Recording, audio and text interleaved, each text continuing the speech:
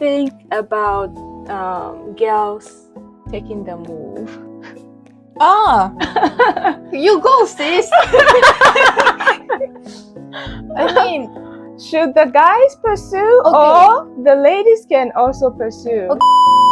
I heard a phrase by a Christian that said, if you are not happy single, you're not gonna be happy with someone else. I think that is key. If you are miserable right now and you think that another human being is going to change your state, spoiler alert, it's not.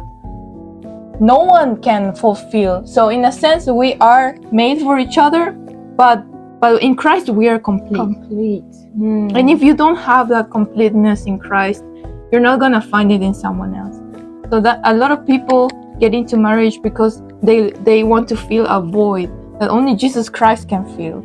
And even sometimes momentarily you think the other person is feeling it, but it's not.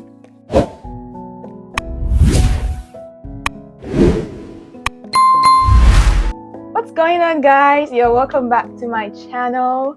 Thank you for coming back. Today is Saturday, it's a weekend, and I'm actually about getting ready for a friend's wedding. And my friend Dani here is going to help me with my makeup. Yeah, so we just decided that, just because we'll be doing this makeup, we'll have time to, have a conversation. So we decided, why not record it?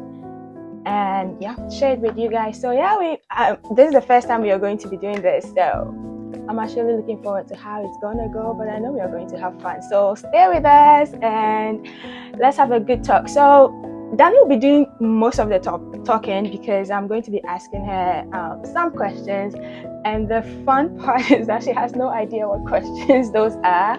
So it's going to be as natural. You're going to get her, instant reaction and response to all the questions. So let's see how it goes. The only thing she knows though that it's on relationship and marriage and stuff. So, but she doesn't know exactly what questions. So, Dani, you ready?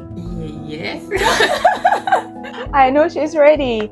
So this is how it's going to go. So the categories are, well, not categories really, but then the questions are going to cover singleness, relationship, like dating, and marriage. Okay, so my first question to you is on marriage. What do you think about marriage? Like, what is God's view on marriage? What is the biblical view on marriage? The first thing I'm going to do is introduce the product I will use.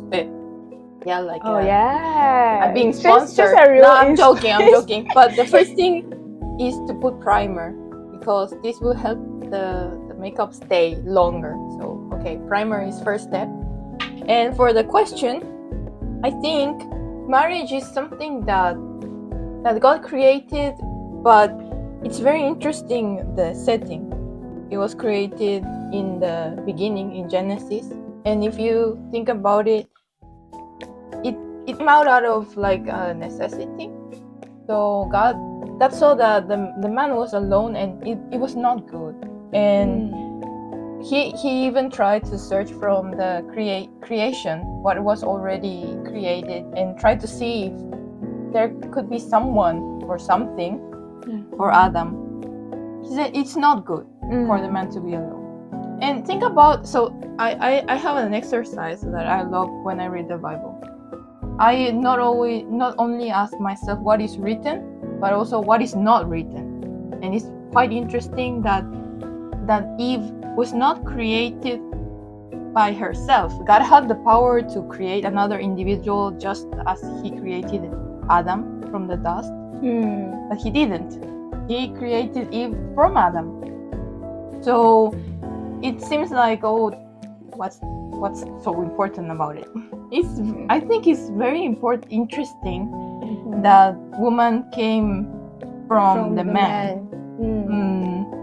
Actually, I think there's a controversy, but okay, for the sake of the video, let's say that the translation of rib in English, the rib, the rib. Let's say that is the translation, and it's very interesting that Eve was created from the rib and not as a completely separated individual. And I think a feminist will throw me a shoe to the head for saying this, but I really think that we need each other. Like, men and women need each other. Not only on marriage, but in society in general. We both build society. And Dani, you're stating the obvious. No, but this society is more and more independent. That I don't need a man, I don't need a woman. I can get what I want because it's a matter of satisfaction. But I think it's a matter of completeness. Okay, so what do you think the main purpose of, you've explained a lot, but what do you think the main purpose of marriage is? You did mention that it's not good, right, for the man to be alone. So why is it not good? What, we complete each other, but why is it not good? What is the purpose? I think everything. God said that He created man in His image. I think this is very interesting because if He created man in His image and woman is part of Him, then there is this sense of there is a need of communion, and I really think that this is the main purpose of marriage is companionship. Companionship and communion and this not being alone. I think God is very wise. He knows He needs this. I think that is also one of the reasons we exist. We were created. I think God wanted to delight Himself in us. He created us for His glory and for us to enjoy the things He created. This beautiful, we could have beautiful communion with Him and everything. I think marriage is the same. I see. Okay, so now let's shift a little bit away from marriage. My next question is on dating. So, what do you think about Christian dating apps? What do you think about somebody trying to find a partner through a dating app? Have you tried it before, or what's your opinion on that? I never tried it, and I would never try it, but I think this is just a personal opinion. Everyone can do whatever they want, of course, but let me tell you something that I learned. I am a computer science student, and I know how the recommendation algorithms work. Dating apps are designed for you to get addicted to them, because what would be the profit of a dating app that, oh, I have a match, bye, I got married, I'm not going to use it anymore. Be on the app, yeah. So it's this sense of validation, because basically it's like showcasing yourself like a product, and then people read your prospect and then they decide, oh yeah, I like this person or not. So first of all, it takes out some humanity. I was reading a study that says that actually women get picked more than men. So on the apps, because first of all, there are not many women in the app to begin with. So men would like desperately just give like to any girl, but girls are more picky. Also because usually those kind of apps are full of creeps. Yeah, we don't know, because there is this sense of anonymity. Yeah, and anybody can write anything about themselves. Yeah, because you are not seeing the person, so I have to believe you that what you're showing me is true, which is kind of dehumanizing in a sense. And I really don't recommend this way. It helps. It can help someone. I'm not invalidating. There are a lot of people that I know, Christian, that have found their matches, mostly in countries where there are not many Christians. I think it's a good alternative. However, if you can avoid it, I will advise strongly to avoid it. I see. Yeah. What do you think?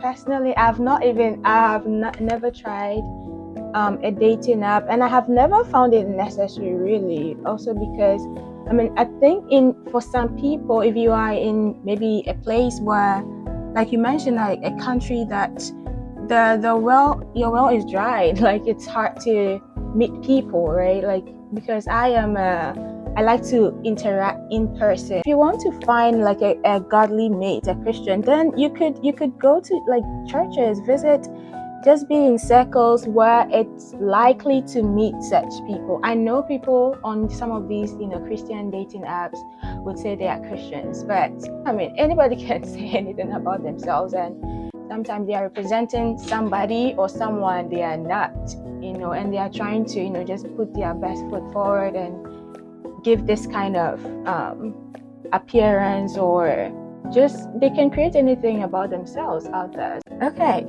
so my next question is, what do you think about girls taking the move? You go, sis. I mean, should the guys pursue, or the ladies can also pursue? Okay, here we go. Biologically, I think males get more satisfaction when they pursue, because guys are more proud of accomplishments when they struggle. It's like this sense of superiority that boosts their masculinity, and it's kind of natural thing. That's why males usually compete against each other in biology. Biologically, animals, say animals, okay? Animals compete with each other for the female because of this sense of I will fight in order to get the girl. So men get more satisfaction. However, in these days, I know it became more like scary in a sense to be rejected. Rejection is always horrible. Yeah.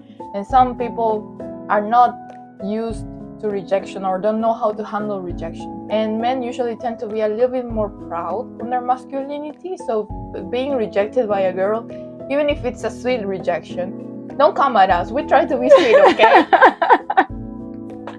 Yeah. Even if it's a sweet rejection, guys can be like, I don't want to date anymore, or they are like withdrawn, or they send these implicit messages to us, and they say, oh, I was being so obvious now, and we are like, no, you are not. You are not. So yeah, in that sense, I do believe that and women, we are more, the thing is that we biologically we're more picky, because think about it, there are 9 months, potential 9 months, that we are going to be very, very, very susceptible while we carry the child. We're going to invest a lot of energy and be very, very sedentary. So we need someone to take care of us. Yeah. So forgive us for being picky, but naturally we have to be picky because we have more to lose in terms of survival than men. So more vulnerable. Yeah, in that sense, I think it's natural for the men to pursue and the woman to judge, in sitting there judging like, I don't think so. But if a girl wants to do the first, needs to push the guy a little bit, I don't mind that. I really don't mind that. I see. I wouldn't do it because I have a lot of pride as a woman. Like, I don't think I could, because in my thinking, if a guy does not do it, it's because he's not interested in me. So I also don't like rejection. So I would risk being rejected, and I cannot handle that. But that is personality issue. How about you, Portia? Yeah, well, I think I want the guy to chase, but then I think for the lady, we should make ourselves available, right? Not necessarily pursue, but to make ourselves available so that the guys can come, those who, like the potential ones, can come. So, for example, when you look at the Bible story, the story about Ruth and Boaz, right?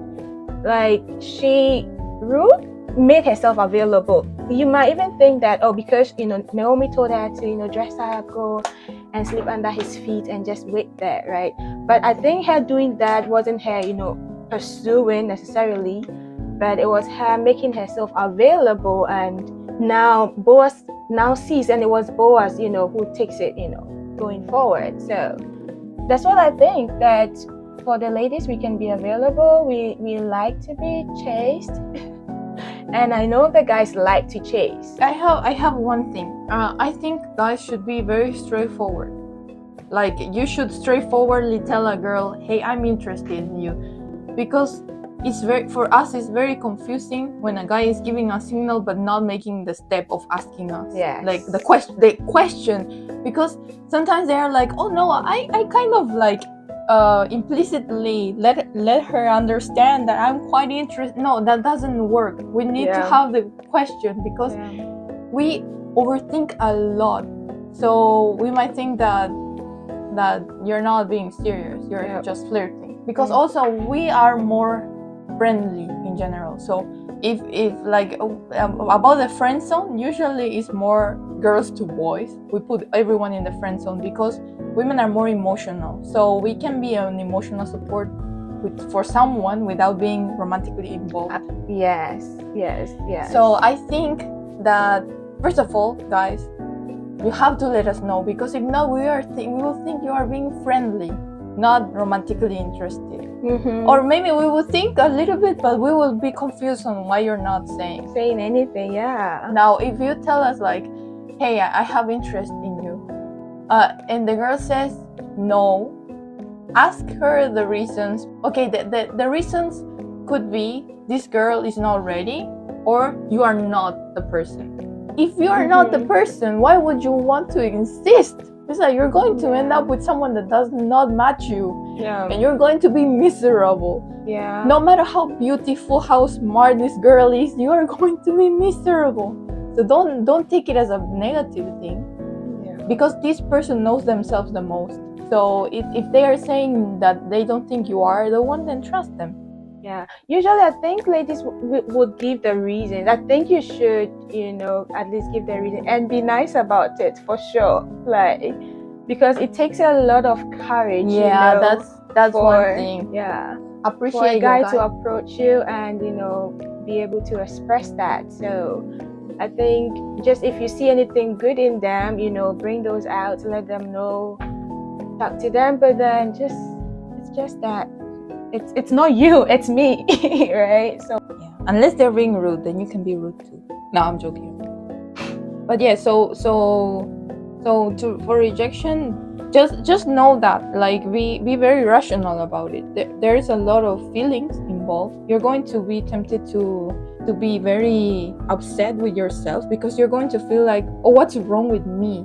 But sometimes it's not a term of being, if you're being rejected all the time, then I would ask myself, what's wrong with me? Sometimes a good introspection is good. Like, why is this person rejecting me without giving me a chance? Maybe there is an issue with you. You're being too pushy or annoying, or your life is not, you don't have, so you cannot offer what the other person is looking for. And I'm not talking about money or stability or material things.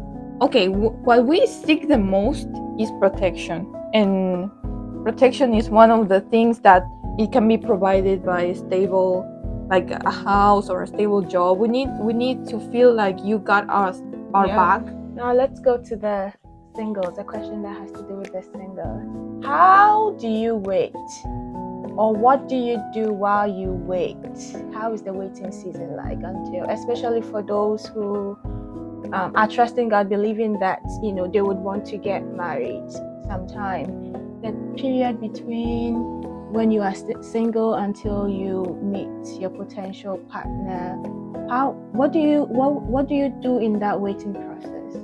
In my opinion, actually no. Why did I say in my opinion? This is not my opinion. I heard a phrase by a Christian that said, if you are not happy single, you're not gonna be happy with someone else.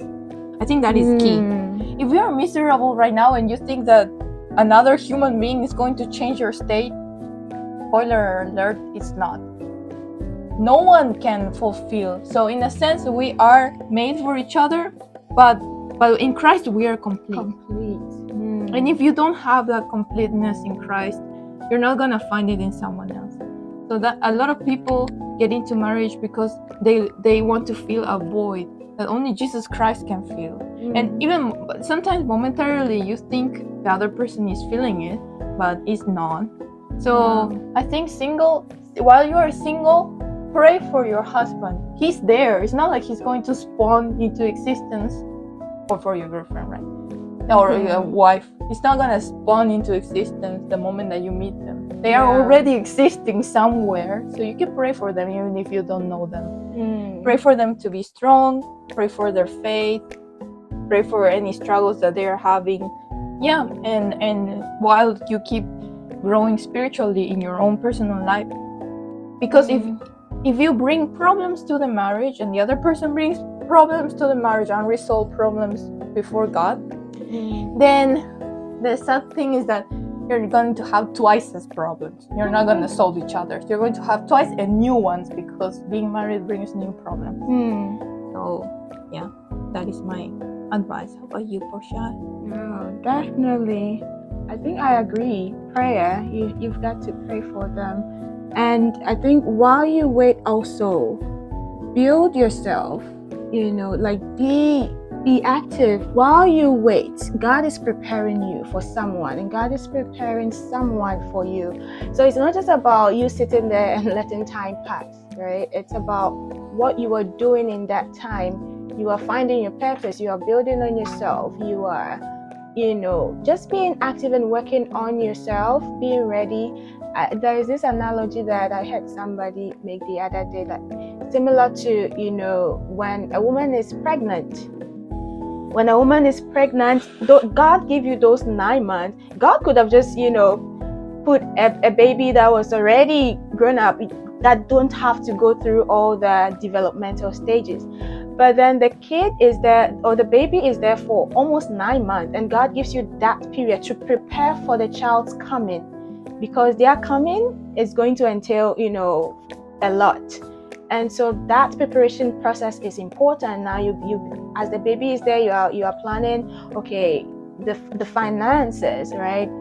All the things that need to be in place before the baby comes. So I kind of see the waiting period as a period like that also, where something is about to happen, or something will definitely happen. So are you prepared for it, or you are just waiting for it to happen to figure it out, right? So I think first of all, just pray a lot, pray about it, because even through the prayer that you'll be able to discern, or God, you'll see how God will be orchestrating your part for the two of you to meet, because sometimes it could even be that the person you'll be married to is in a different country than you are. They could be, very far away. But how do you meet? The timing and everything, I believe it's in God's hands. And so the more we pray, the more you'll be able to discern when the time is right, and when the person that's come along. So definitely prayer.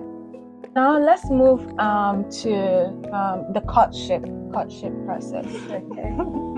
First of all, do you think courtship is necessary before marriage, and how long? Wait, first I need a definition of courtship. What's the difference between courtship and dating? So I think that for dating, you are just getting to know the person. But with courtship, you are more intentional and more serious about it. So with courtship, like, you have gotten to know this person, you can see like a potential partner in them. So in courtship, when I talk about you being intentional, you are talking about the important stuff, right? You have marriage in mind, that you are discussing all the important questions, asking the important questions that need to be answered before marriage, because that is the goal. The plan is to get married. But then in dating, I think there is less pressure, even though you still have marriage in mind, but you are dating to get to know this person first, and to decide whether or not you can move to that phase of deeply considering marriage and preparing for that together. How would you define courtship? For me, dating and courtship should not be different. And here's the reason why. Okay. I really, really think that dating, okay, let's say you like someone, right? From what you have seen, whatever the person shows the outside. Usually, guys are more image driven. So it's like they're going to be attracted to a girl's beauty, for example. Close your eyes. you're going to be more attracted to a girl's beauty than we are. I mean, we also look at it, but we it weighs more our personality. That's why sometimes you would see gorgeous models with guys that you are like, how? How did this guy got this model? Because we usually don't care much about how people look on the outside. Of course, it matters in a sense, but not so much. Like if you have this sense of masculinity and like this sense of I can protect you, or smart. Smart is a quality that we really like. Yes. Or funny. Funny is also both. Yeah, of course. Yeah. Oh, so you see dating and courtship as... Yeah, so... Well, I try to differentiate, like, because I think in a Christian context, right, we can just say that dating and courtship, but outside, for non-believers, when I hear non-believers say dating, that's what they mean, that, oh, I just want to get to know this person. And sometimes they don't even have, marriage in mind. Yeah, of course. So that, I'm talking about Christian. So in a Christian context, I think dating and courtship should be the same thing. If you don't have marriage in mind, don't date. Because I think you start getting attached. There's an attachment. As I said, it's not like from the moment you say yes in your wedding day, then you become one. I think you're slowly transitioning because your soul starts to being like, I don't know. People can back me up on this, but breakups are horrible because you really feel something is breaking. Yeah. You're really feeling that someone is taking a part of you. Yeah. And I think because it already started, this fusion, and don't get me started in the world already living together or already sleeping together. It's very dangerous in that sense. You already start getting attached as if you were married. So I think that's why also, waiting for marriage before sex is very important. Mm-hmm. Yeah. Because then once that comes in the scene, then you are now physically, emotionally, even spiritually attached to this person, and that it's as if you were married. Yeah, that is hard to break. Really, it is as if you are already married, which is a problem. So I really think you have to have in mind marriage. But for the dating, it's a time where you see if this person has the same calling as I do. It's very important for you to have a partner that has either your same or more spiritual level than you have. If it has less, you have to be overly confident that they're not going to drag you down and this is really God's will. God's will needs confirmation because God's will is super important in this case. Dating is the period of you're confirming this is God's will. But don't say, oh, I think this is God's will because I feel very good when I'm with this person. Yeah. So I really think this is God's will. It's not about feeling. You have to be sure that you can spend your life with this person, that the same morals. You're going to be raising your kids with the same morals, with the same spiritual thing. If not, I'm not saying it's impossible. I'm saying it's going to be very difficult. Even Paul said there's a lot of flesh affliction in marriage.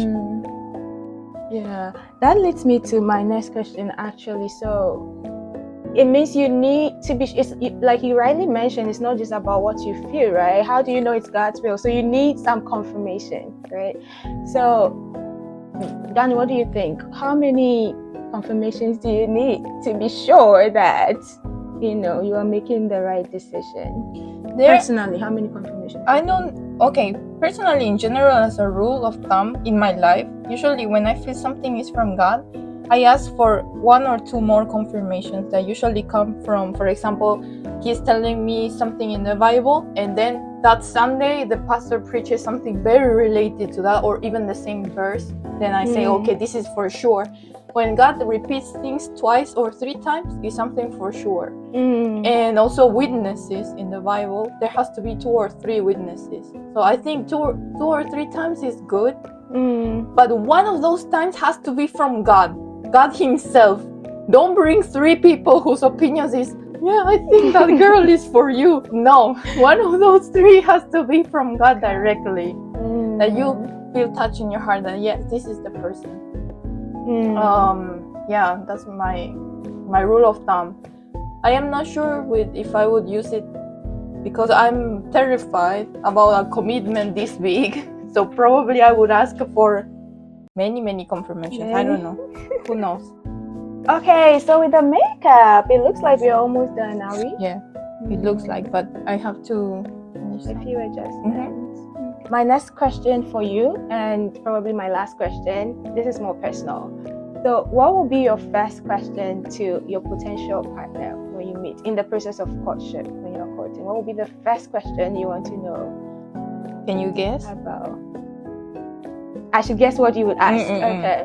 So, knowing you, knowing Dani, I know the very first question you would ask is, how does God speak to you? Or what did God tell you? Yeah, that's pretty much. Yeah? I got it right? Yeah, you got it right. Ding, ding, ding. You win a piece of bread. Yeah. No, so the important thing for me is the relationship with God, because I'm a person. I am very motherly. I am a very motherly person. So if I don't have a guy who will not submit to me, because I have this personality where I can make people feel very vulnerable but protected with me, which is like a motherly thing. But because of that, I don't respect. I treat them as if they were my children, and I don't respect them, which is a problem for marriage. So I really need someone I would respect and follow until I die, is someone that is very spiritual. So that's why my first question would be related to spirituality. I need to know how spiritual they are. If not, then I really think it's not gonna work. Yeah. This is a trial. I am not 100% sure I like these lips, but we always change lips in the end. Wait, give me a second. You can. So, yeah, always related to spirituality. And how many millions of dollars does he have in a bank account? That's a lie. That's a follow-up. That's a lie. How many? That's so unlike you. How many Lamborghinis, Teslas, Mercedes does he have in his garage? Well, for me, during it, because it's a courtship, the first question I'll ask is, why do you think you're ready for marriage? I just want to know the reasons why you want to get married and why to me. So I think that leads also to the question, what did you hear? What did you see? Why do you think I would complement your life? Why am I a better partner and not someone else?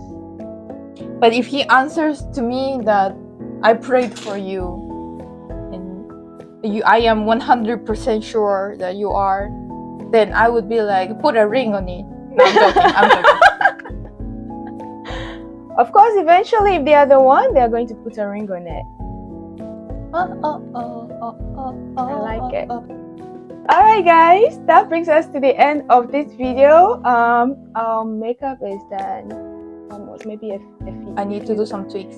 A few tweaks here and there. But yeah, guys, this is the end of our video. We hope that you had fun. We hope that there was something in this for you. If you have any questions, anything you disagree with our opinions on what we shared or discussed, you can drop them in the comments. Feel free. These are just our opinions, of course, biblical perspective also. So yeah, drop your comments, and thank you for watching till this far. Until I see you in my next video. Later, bye. 아니 좋아했었지 널 사랑해 그건 나 혼자 했지 구차해 보이지만 널 사랑한 적 없어